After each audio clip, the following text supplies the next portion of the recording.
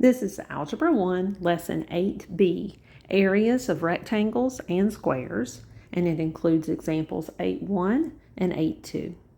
Here we have a rectangle, and in the last video we counted to find the area. We just said there's 1, 2, 3, 4, 5, 6, 7, 8.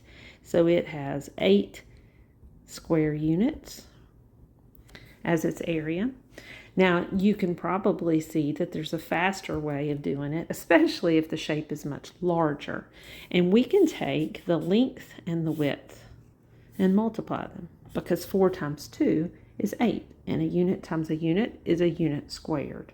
So we would get the same information. So the area of a rectangle is equal to the length times the width, and then we square the units. An area of a square, which is just a special rectangle that has all sides equal, can be written as the length of a side squared. And here's an example of that. Here's a square, and it measures 2 units by 2 units.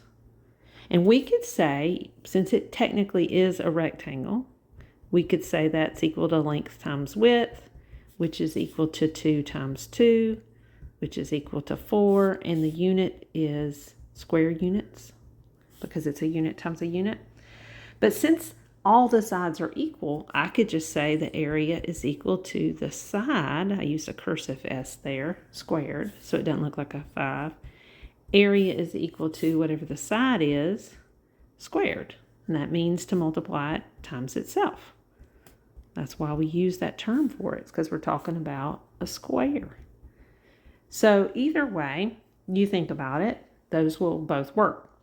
It's important to remember that length is measured in units. How long something is, how long of a piece of string you need, how long of a piece of wood you need, how long of a piece of pipe you need. Area is measured in square units because you're talking about covering something. So again, you have length, which is units, that's 2, but area is 4 square units. It's important to remember that. We're going to do a couple examples. Example 8.1, find the area, all angles are right angles. Now that's helpful to us because right now we really only know how to do the area of rectangles and squares, and they have to have right angles. So they're not marking the corners for us that they are 90-degree angles, but they're telling us they're right angles, so we know they're 90 degrees, and we could mark them like that.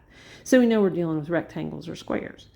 The dimensions they're giving us, these numbers, are going to be in centimeters. So we have to keep that in mind when we write our final answer.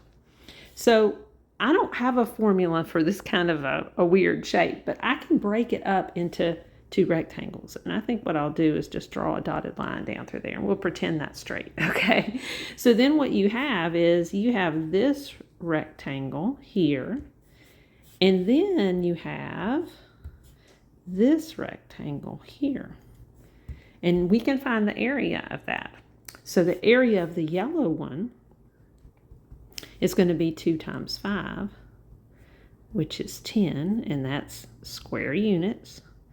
And then the area of the orange one is going to be 4 times 2, which is equal to 8 square units. And then what I do is I can add those 2 together, and I have 18 square units.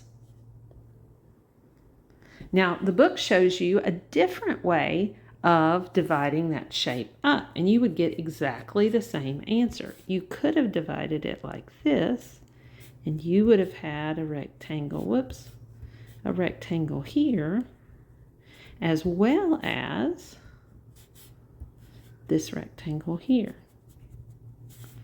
Okay, and you would have had different measurements here. How could we have done that? Well, we don't know this total length, but we know it's 4 plus this 2, right? So we know it's 6.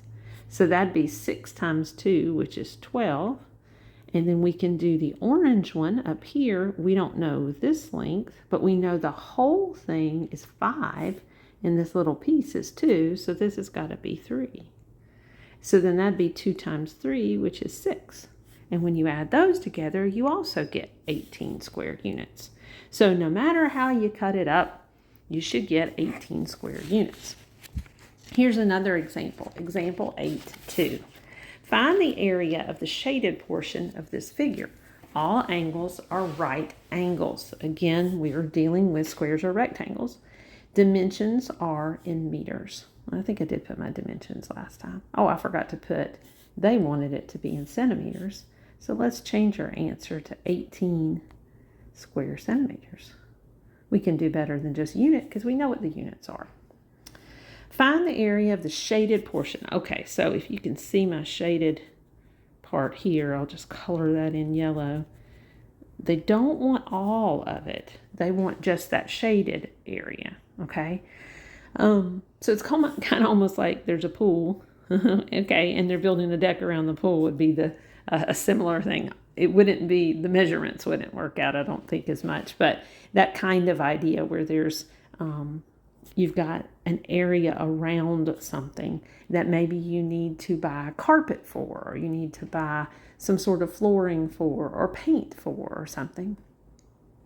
So how can we figure this out? Well, we can figure out the total area, right? The big rectangle.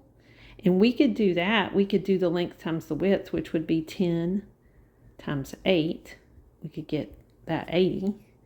And we can also figure out this area right here. That would be 6 times 2, which is 12. But how do I find the yellow area? Well, it says if I had this big rectangle here and I cut out this rectangle, I just drew it and took my scissors and cut it out. Well, mathematically, if you're going to cut it out, you had the big rectangle and we're going to cut out or take away or subtract the smaller rectangle. And when we do that, we get 68. Now, what are our units? Well, they told us the dimensions were in meters. So when we multiplied here, this was meters times meters, right? Which is square meters. And this was meters times meters, which is square meters. And you have this many square meters minus this many square meters, which equals that many square meters. 68 square meters. Okay? And that's the last example for this lesson.